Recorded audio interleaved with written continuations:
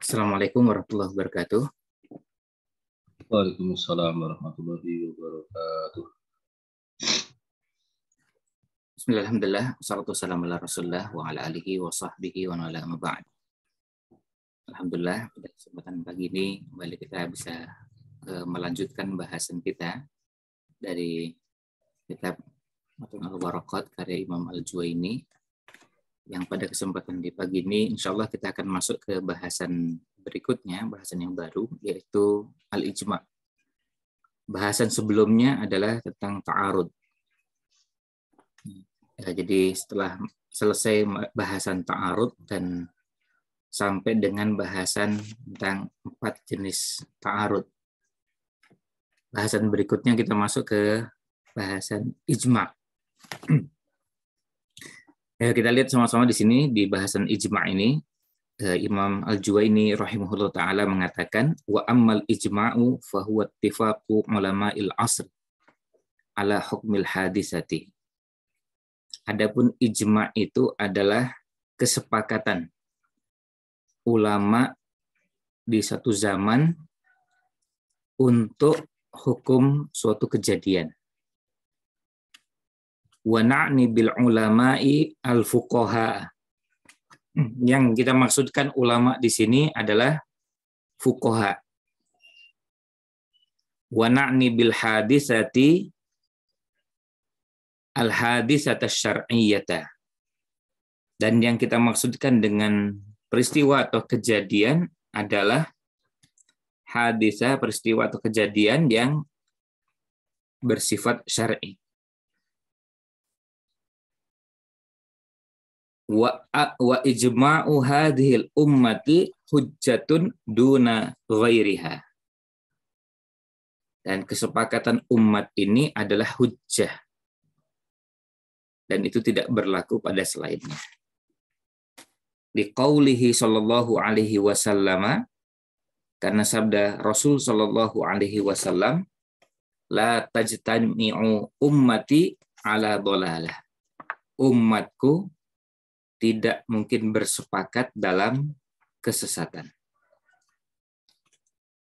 Nah, ini pernyataan dari Imam Al-Juwaini rahimahullah ta'ala. Sekarang kita lihat penjelasan dari Syekh Abdullah bin Shalih Al-Fauzan. Beliau mengatakan, hadza huwa ad-dalilu tsalitsu minal adillatil muttafaqi 'alaiha. Inilah dalil yang ketiga dari dalil-dalil yang disepakati. Wa huwal ijma'u, yaitu ijma' ba'dal kitabi was sunnati, sesudah pembahasan Quran dan sunnah. Jadi setelah membahas Quran, sunnah, kemudian bahasannya ta'arudul adillah, lalu masuk ke bahasan ijma'. Wal ijma'u lughatan, dan ijma' itu secara bahasa adalah al-azmu wal ittifaqu. Al-azmu yaitu azam, tekad, wal ittifaqu dan kesepakatan. Wastilahan, dan menurut istilah, tentu kalau definisi menurut istilah bisa saja satu ulama dengan ulama yang lain ada sedikit perbedaan, tetapi biasanya secara umum intinya sama. Nah, kita mengambil rumusan yang disebutkan oleh Imam Al-Juwaini. Beliau mengatakan ittifaqu ulama'il asr. Ittifaqu artinya kesepakatan. Ulama'il asri, ulama suatu zaman.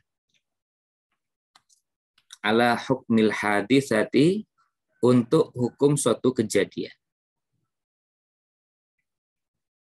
Ittifaqu ulama'il asri ala hukmil hadisati. Nah, kalau kita yang belajar usul fikih seperti ini, tentu menghafal definisi menjadi salah satu kebutuhan, salah satu tuntutan. Sebab ini akan mempermudah kita untuk memahami banyak hal. Kalau rumusan-rumusan seperti ini kita hafal, kemudian kita pahami. Sekarang kita lihat penjelasannya. penjelasan dari definisi ittifaqu ulama'il asri ala hukmil haditsati. Wa qawluhu, katanya ittifaqu, kan tadi satu persatu ya, ittifaqu nanti ada ulama'il asri ala hukmil hadits. Ittifaqu. Hadza qaidun. Ini adalah pembatas. Yakhruju wujudu khilafin walau kana al-mukhalifu wahidan. Idza kana yu'taddu bihi fala yanaqidul ijma'. Kata ittifaq, kita sebutkan kesepakatan, ini adalah pembatas. Artinya ketika kita mengatakan ijma' itulah kesepakatan, maka ini harus betul-betul menjadi sebuah kesepakatan. Ini adalah qid. Qid itu artinya, kalau dalam definisi itu kan selalu ada ungkapan definisi itu harus jami'un mani'un. Jami' dan mani'. Harus bisa mengumpulkan yang harus memang terkumpulkan, dan ada mani', harus bisa mengeluarkan yang memang dikeluarkan. Ketika disebutkan ittifaq, maka dia mengumpulkan atau kata tersebut bisa memasukkan yang harus masuk dan mengeluarkan yang harus dikeluarkan. Nah, maka ketika disebut ittifaq berarti ketika ada khilaf, ada perbedaan. Meskipun yang berbeda cuma satu, tetapi satu ini diperhitungkan.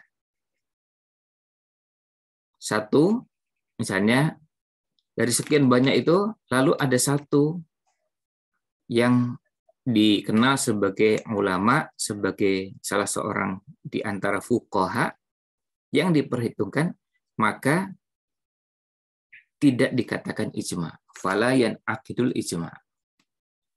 Kalau sudah jelas rumusannya adalah kesepakatan. Ya, kalau rumusannya adalah kesepakatan, maka tidak ada lagi peluang untuk berbeda. Kalau ada perbedaan berarti belum dinamakan ijma'. Selanjutnya, qauluhu, ungkapannya Imam Al-Juwaini, ulama il-asri, ulamanya satu zaman. Fassarahu bi annal murada bihim al-fuqaha. Ketika Imam Al-Juwaini mengatakan ittifaqu ulama il-asri, beliau langsung menjelaskan ulama il-asr itu. Ulama yang dimaksud itu siapa? Beliau langsung jelaskan yang dimaksud adalah al-fuqaha. Yang dimaksud adalah fuqaha. Maka kalau ada ulama tapi mereka itu misalnya mu'arrikhun, para ahli sejarah, itu nggak masuk. Mereka adalah jadi orang-orang yang ahli di berbagai bidang, tapi mereka bukan fuqaha, maka nggak masuk. Sehingga kalaupun mereka berbeda, tidak diperhitungkan. Wahumul mujtahidun, yaitu mereka yang masuk kategori mujtahid. Wahadal qaidu, ya, dalam definisi ini, kata ulama al-asr ini sebagai pembatas yukhrijul muqallidina wal awam. Maka dia mengeluarkan semua yang namanya muqallid dan awam. Maka kalau ada orang awam berbeda, kalau ada orang awam atau orang yang taklid tidak sependapat, maka tidak diperhitungkan. Fala ibrata bihim fil ijma'. Mereka tidak diperhitungkan dalam ijma'. Meskipun jumlah mereka banyak. Jumlah mereka ratusan. Kalau perlu ribuan bahkan jutaan sekalipun, tidak diperhitungkan. Karena dalam ijma' yang diperhitungkan adalah fuqaha dan mujtahid. Kalau yang awam atau muqallid, maka tidak diperhitungkan. Wifaqan wala khilafan. Baik mereka kebetulan cocok, kebetulan sama, atau mereka berbeda. Jadi mereka sama, mereka berbeda, pendapat mereka tidak diperhitungkan. Kama yukhrijul ulama'a ghairal fuqaha. Sebagaimana yang dikategorikan ulama tetapi bukan fuqaha tidak diperhitungkan. Kan nahwiyin, misalnya ulama ahli nahwu. Ahli nahwu juga ulama. Tapi kalau mereka bukan fuqaha, maka tidak diperhitungkan untuk ijma. Wal lughawiyin, dan ahli bahasa. Wa ghairihim, dan yang lainnya. Tadi misalnya kita sebutkan ini ahli sejarah. Karena ulama punya ilmu yang beragam dan ada yang takhususnya berbeda-beda. Konsentrasinya beda-beda. Maka ini tidak diperhitungkan. Wa qauluhu, kemudian ungkapan dari ala hukmil haditsah, ini al-jar wal majrur. Ala jarnya, hukmil haditsah majrurnya, muta'alliqun itu terkait dengan biqaulihi, dengan ungkapan ittifaqu, kesepakatan. Wal muradu biha huna al haditsah asy-syar'iyyah. Yang dimaksud di sini adalah peristiwa syar'i yang ada hubungannya dengan masalah syar'i. Maka kalau ada peristiwa yang tidak berhubungan dengan masalah syar'i, tinjauannya tidak berhubungan dengan masalah syar'i, ini tidak masuk dalam bahasan ijma'. Li'annaha mahallu nadharil fuqaha. Karena haditsah syar'iyyah itu yang menjadi bahan kajian, penelitian, pembahasannya para fuqaha. Wa hadzal qaidu, dan pembatas ini atau rumusan ini yukhrijul ittifaqa ala hukmin ghairi syar'iyyin kal lughawi. Maka mengeluarkan kesepakatan satu hukum yang tidak berhubungan dengan masalah syar'i. Misalnya, yang berhubungan dengan bahasa. Semua sepakat bahwa ini jar, ini majrur, ini fi'il madhi, ini fi'il mudhari', ini dzaraf, ini, nah itu semua bahasannya tidak berhubungan dengan masalah syar'i. Semua sepakat bahwa ini isim marfu'. Semua sepakat bahwa, nah sepakat kesepakatan ini tapi berhubungan dengan nahwu misalnya, berhubungan dengan bahasa, termasuk berhubungan dengan balaghah misalnya, berhubungan dengan shoraf, itu tidak masuk dalam bahasan ijma'. Fala madkhala lahu fil ijma'. Ini tidak masuk dalam bahasan ijma' dan tidak berhubungan dengan ijma'. Tidak mempengaruhi juga ijma'. Pada saat istinbat, ya bisa jadi ada yang berhubungan, tapi temanya ini berbeda ketika ulama sepakat bahwa huruf-huruf mudhara'ah, huruf-huruf jar, huruf-huruf ini dan itu semua di luar bahasan. Di luar bahasan ijma'. Meskipun disepakati pada ilmu tersebut. Demikian pula yang disepakati pada ilmu-ilmu yang lain selain nahwu. Di anal gharada al-bahtsu fil ijma'i ala annahu minal adillati syar'iyyati. Karena tujuannya adalah pembahasan tentang ijma' bahwa dia merupakan dalil syar'i. Bahwa dia merupakan dalil syar'i. Ini definisi yang disampaikan oleh Imam Al-Juwaini, ittifaqu ulama'il asri ala hukmil haditsah. Wa baqiya qaidani. Masih ada dua yang menjadi pembatasnya dalam rumusan ini. Al-awwal yaitu ulama al-asri fi min hadhil ummah. Ulama satu zaman dari umat ini. Li ikhraji ittifaqi ulama isyara'i sabiqati. Untuk mengeluarkan kesepakatan ulama syariat pada masa sebelumnya. fala yu'tabaru, maka tidak diperhitungkan. Kama dzakarahul musannif, sebagaimana yang disebutkan oleh Imam Al-Juwaini. Wala'allahu tarakahu liwuduhihi, bisa jadi beliau tinggalkan karena ini dianggap sudah jelas. Awiktifa'in bidzikrihi mustaqillan, atau cukupkan dibahas secara terpisah. Jadi kalau ada yang berpendapat sebelumnya begini, bisa jadi, tetapi yang dimaksud adalah pada masa tersebut.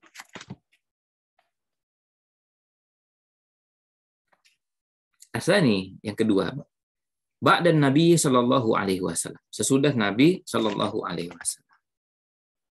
Li ikhraj ittifaqis sahabati fi ahdi Nabi sallallahu alaihi wasallam fala yakunu ijma'an min haitsu kaunihi dalil.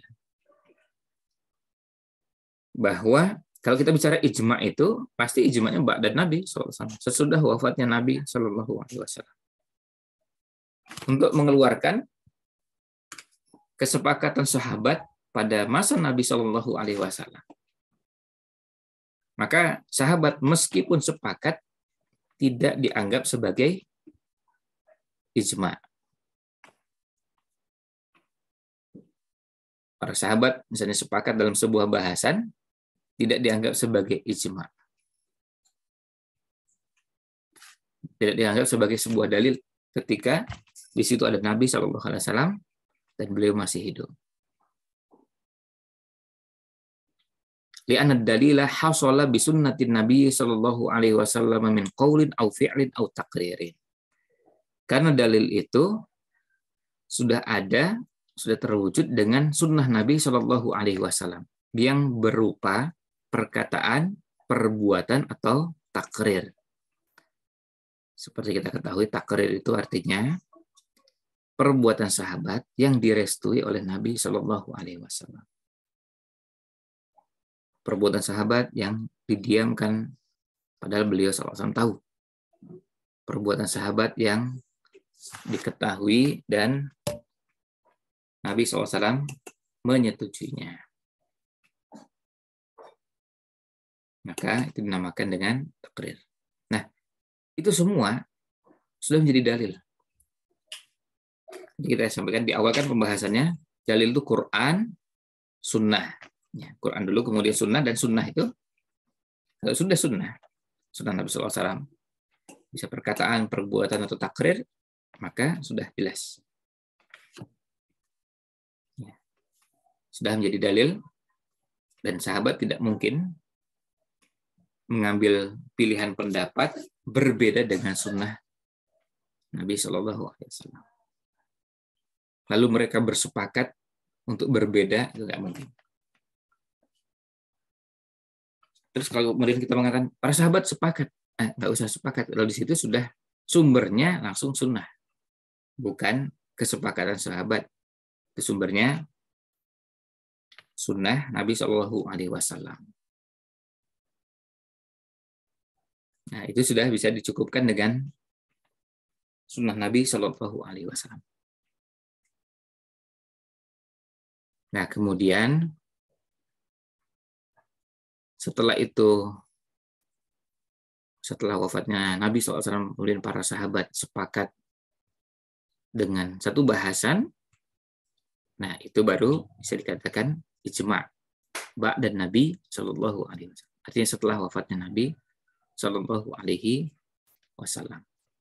Wa idza qala sahabi, jika seorang sahabat mengatakan kunna naf'alu, kami dahulu pernah mengerjakan, au kanu yaf'aluna, atau dahulu mereka, maksudnya para sahabat, mengerjakan kada, mengerjakan perbuatan ini ala ahdin Nabi Shallallahu Alaihi Wasallam, pada zaman Nabi Shallallahu Alaihi Wasallam. Karena dzalika minal marfu'i hukman, itu masuk kategori yang hukumnya marfu' kepada Nabi Shallallahu Alaihi Wasallam. Walaysa naqlan lil ijma', dan ini bukan kita sedang menukil ijma', bukan. Kita bukan sedang menceritakan ijma, tapi itu masuk kategori sunnah yang hukumnya marfu. Karena apa? Karena masuk takrir. Karena Nabi SAW mengetahui, beliau merestui, meskipun beliau tidak mengucapkan dan beliau tidak melakukan. Itu nanti bahasan tentang contoh-contoh takrir ada tempatnya sendiri. Kemudian penjelasan berikutnya, qauluhu wa ijma'u hadhil ummati hujjatun duna ghairiha. Ijma'nya umat ini adalah hujjah, adalah dalil syar'i, dasar syar'i yang bisa diterapkan dan bisa dijadikan rujukan, serta kalau itu sudah jadi disepakati maka wajib diamalkan. Ai al-ijma'u wal ijma'u hujjatun syar'iyyatun. Bahwa ijma' itu hujjah syar'i. Ijma' itulah dalil syar'i. Yajibul amalu bihi ala kulli muslim. Yang wajib diamalkan oleh setiap muslim. Kalau sudah disepakati maka nggak ada pilihan. Harus diterima. Kalau itu isinya keyakinan harus diyakini. Kalau itu tuntunan amal maka harus dikerjakan. Wal muradu, dan yang dimaksud adalah al-ijma'ul qawli as-sharih. Yang dimaksud adalah ijma' yang berupa perkataan dan sharih. Dan dengan jelas. Wa qawluhu, dan perkataannya duna ghairihi, di sini kalimatnya wa ijma'u hadhil ummati hujjatun duna ghairiha, duna ghairiha. Duna ghairiha ay ghairi hadhil ummah minal umamis sabiqah. Selain umat ini. Jadi kalau yang sepakat umat lain, umat sebelum umat Nabi Muhammad SAW, maka nggak diperhitungkan. Mereka sepakat meskipun mereka sepakat. Falisa ijma'uhum hujjatan alaina yajibut tiba'uha. Kesepakatan mereka bukan hujjah untuk kita. Yang wajib diikuti, yang wajib diamalkan, enggak. Tidak berlaku. Wa minal adillati ala annal ijma'a hujjatun, di antara dalil yang menunjukkan bahwa ijma' itu sebagai hujjah, yang pertama, al-awwal qauluhu ta'ala, firman Allah Ta'ala, wa may yushaqiqir rasula min ba'di ma tabayyana lahul huda wa yattabi' ghaira sabilil mu'minin nuwallihi ma tawalla wa nuslihi jahannama wa sa'at masira. Ini yang paling sering dijadikan dalil oleh para ulama berkaitan dengan ijma'. Surat An-Nisa ayat 115. Wa may yushaqiqir rasul, siapa yang memilih jalan untuk berseberangan, berhadap-hadapan dengan Rasul. Musyaqqah itu artinya ketika Rasul SAW memilih satu jalan, lalu dia sengaja memilih jalan yang lain yang berseberangan, bertentangan dengan jalannya Rasul SAW. Mim ba'di ma tabayyana lahul huda, setelah jelas baginya petunjuk, wa yattabi' ghaira sabilil mu'minin, dan dia mengikuti jalan selain jalannya orang beriman. Nuwallihi ma tawalla, maka kami biarkan dia leluasa untuk menyimpang, berada dalam kesesatannya, dia berada dalam jalan yang dia memilih untuk berpaling dengan jalan tersebut. Kemudian wa nuslihi jahannama, dan kami akan masukkan dia ke dalam jahannam. Wa sa'at masir, dan jahannam itu adalah seburuk-buruk tempat kembali. Nah, di sini ada penjelasannya wajhul istilal. Jadi sebetulnya setiap kali kita membahas sebuah ayat atau sebuah hadis dalam sebuah bahasan atau sebuah tema, maka pertanyaannya wajhul istidlalnya bagaimana? Jadi caranya menyimpulkan dari ayat ini seperti apa? Annallaha ta'ala, sesungguhnya Allah Ta'ala ada memberikan ancaman man khalafa sabilal mu'minin. Orang yang menyelisihi, menyimpang, memilih jalan sengaja berbeda dengan jalannya orang-orang beriman.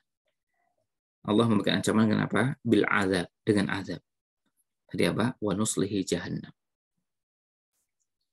Maka fawajabat tiba'u sabilihim, maka wajib mengikuti jalannya orang-orang beriman.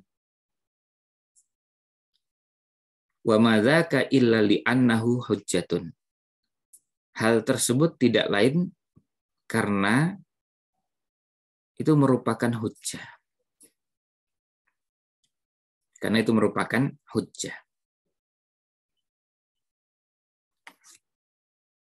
Nah, itu yang pertama. Jadi, kalau seandainya memilih jalan selain jalannya orang beriman itu boleh, hukumnya mubah, tentu tidak diberi ancaman dengan jahanam.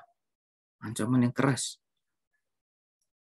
Tapi karena ancamannya keras berarti wajib mengikuti jalannya orang beriman.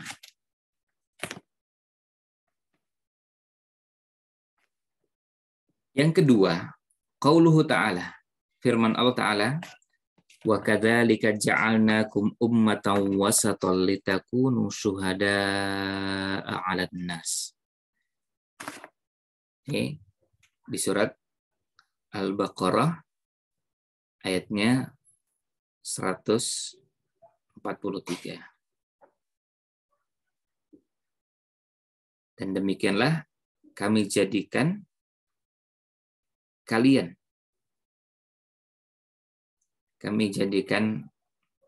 maksudnya umat Islam, ummatan wasata, umat pertengahan, umat yang terbaik, umat yang adil, litakunu syuhada'a 'alan nas. Jadi umat pertengahan, umat terbaik, umat pilihan, agar kalian menjadi syuhada, menjadi saksi 'alan nas, atas umat manusia. Al-wasat adalah al-adlu al-khiyar, yang adil dan pilihan. Wa muqtada dzalika, dan berarti konsekuensi dari kata wasatun tadi, annahum usimu minal khata'i, bahwa mereka itu dijaga dari kesalahan. Fima ajma'u alaihi, dalam hal yang mereka sepakati. Fayakunu qauluhum hujjatan, maka perkataan mereka berarti menjadi hujjah. Ini yang kedua, itu wajhul istidlalnya. Yang ketiga, qauluhu sallallahu alaihi wasallam, la tajtami'u ummati ala dolalatin. Umatku tidak sepakat dalam kesesatan. Wajhud dilalah, yang jadi kesimpulan yang bisa diambil dari dalil ini, anna umumal hadithi yanfi wujudad dolalati. Keumuman hadisnya ini menafikan adanya kesesatan.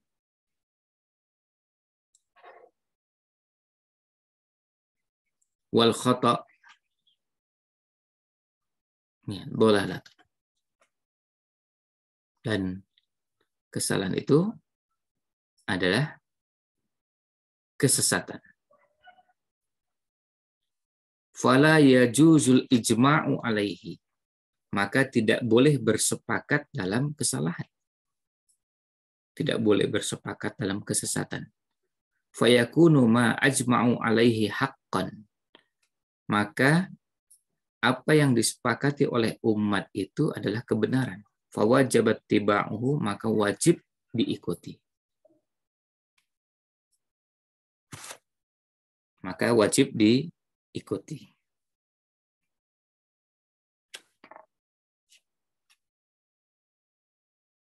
Nah, itu 3 dalil yang utama atau yang pokok yang menunjukkan tentang ijma itu merupakan hujjah.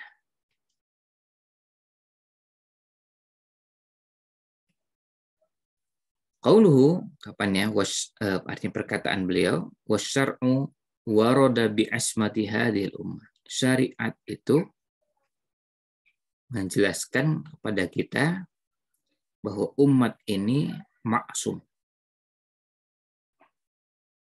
Hadhihi jumlatun musta'nafatun li bayani ismati hadhil ummati alal ijtima'i alal khata'i. Anil ijtima'i alal khata'i. Ini kalimat baru. Jadi kalau dilihat, yang tadi sudah titik. Nah sekarang, wasyar'u warada bi ismati hadhil ummah. Ini untuk menjelaskan bahwa umat ini maksum dari menyepakati kesalahan. Umat ini tidak mungkin semuanya sepakat dalam kesesatan. Lihadzal hadisi, karena hadis ini. Lihadzal hadisi, karena hadis ini.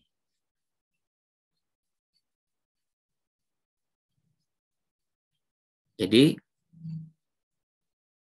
umat ini sepakat dalam kebenaran. Dan tidak mungkin umat ini bersepakat dalam kesalahan. Meskipun itu kesalahannya mungkin dianggap kesalahan kecil. Selalu sepakat bahwa itu dianggap kebaikan. Nah, ini enggak mungkin. Wal muradu bisyar'i, yang dimaksud dengan syariat adalah ma syara'ahu Allah Ta'ala mimman ja'a bihin nabiyyu sallallahu alaihi wasallam. Yang dimaksud dengan syariat adalah apa yang Allah syariatkan berupa risalah yang dibawa oleh Nabi sallallahu alaihi wasallam. Itu yang dimaksud dengan syariat. Artinya datangnya dari Allah Subhanahu wa Ta'ala. Wal ismatu maknaha, ismah itu maknanya adalah al-hifz wal man'u. Ismah itu artinya terjaga atau terhalang. Maksudnya terjaga dari kesalahan. Terhalang dari melakukan kesalahan. Wal man'u artinya terhalang. Bisa menghalangi.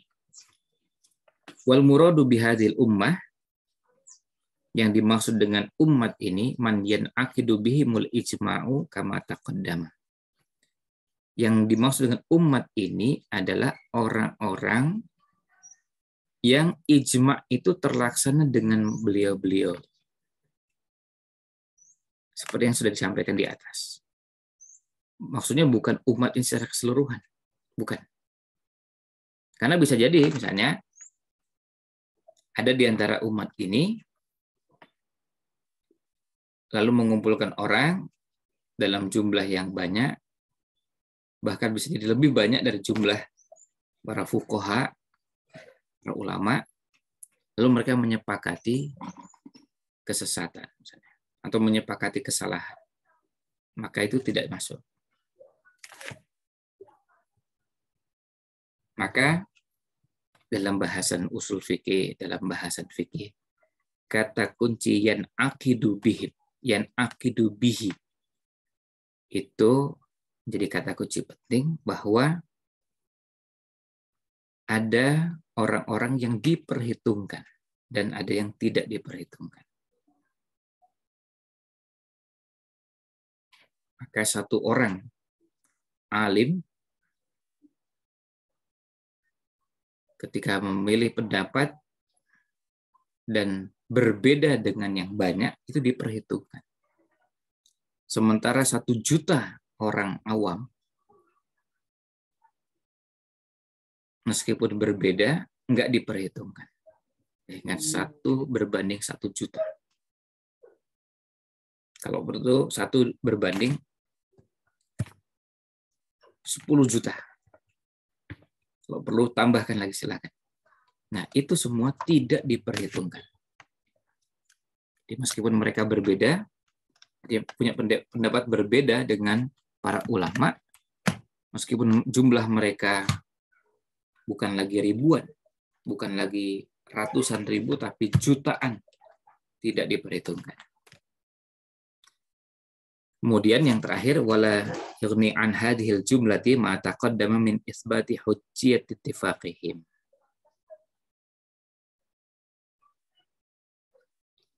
Ya, tidak. Ketika kita membahas ini, ungkapan ini tentu tidak berarti bahwa pembahasan ini itu lepas atau kemudian terpisah dari apa yang sudah dibahas sebelumnya tentang kesepakatan mereka itu sebagai hujjah. Kita menetapkan hujjahnya kesepakatan mereka. Artinya kesepakatan mereka itu diperhitungkan dan dijadikan hujjah.